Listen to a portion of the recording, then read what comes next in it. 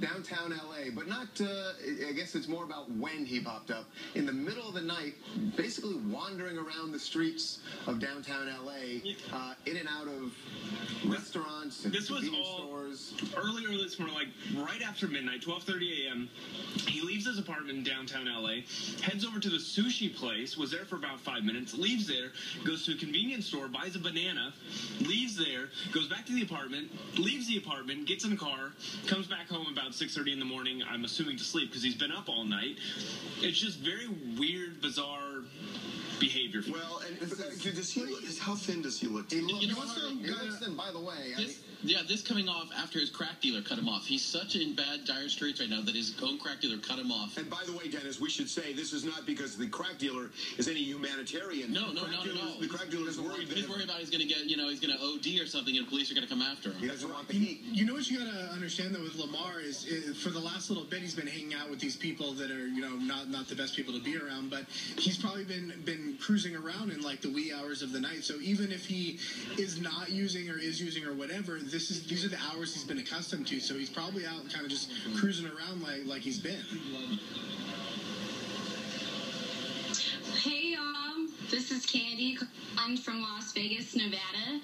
The Lamar Odom situation is crazy to me. I don't understand how someone who's making millions and millions of dollars in the NBA felt like he needed to resort to crack.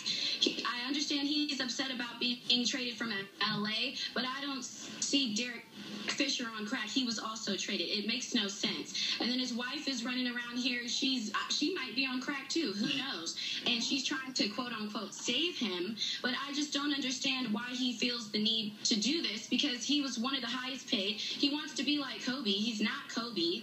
And I felt like that's the reason why he even married one of the Kardashians, was to try to one up Kobe and be part of the in crowd, when really he's not Kobe and he just needs to go to rehab and calm down. I just don't understand. Yeah, well, the problem is he's an addict, and he's had this problem now for several years. By the way, this all kind of dovetails with the, us talking on TMZ Live to Paulina Polanski, who's this woman, a lawyer, criminal defense lawyer that we told you about, in fact, you heard from, who was living with Lamar. Lamar moved into her place in June and July for 6 weeks, and she told us very candidly that Lamar was using crack. And she saw him using crack several times and actually was exhibiting some really strange behavior. Here's a little bit of what she said. He was a little paranoid. I found like little paper towels, wads, in every pretty much hole or crevice in my apartment after he had left. He was hesitant. I would leave him my laptop at home oftentimes, and he would call me using my Skype.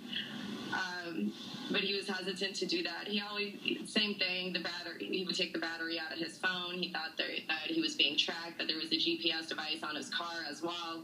There are a couple of stories out where I think the LA Times was saying that he's getting treatment. Robert Shapiro, a famous lawyer in LA, who Kris Kardashian contacted and said, would you represent Lamar?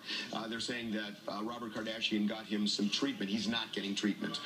That didn't happen. I think some of Lamar's, quote, friends have been planting stories, but it's just not true. He's getting no treatment, no rehab. He's in trouble. By the way, we're talking about how much weight he's lost. Paulina herself said that from what she remembers, from what he was like when he was living with 20 her, to 30 pounds. 20 to 30 pounds he dropped. Okay, we got to take a break. When we come back, we're going to talk about somebody who's not going down, but up.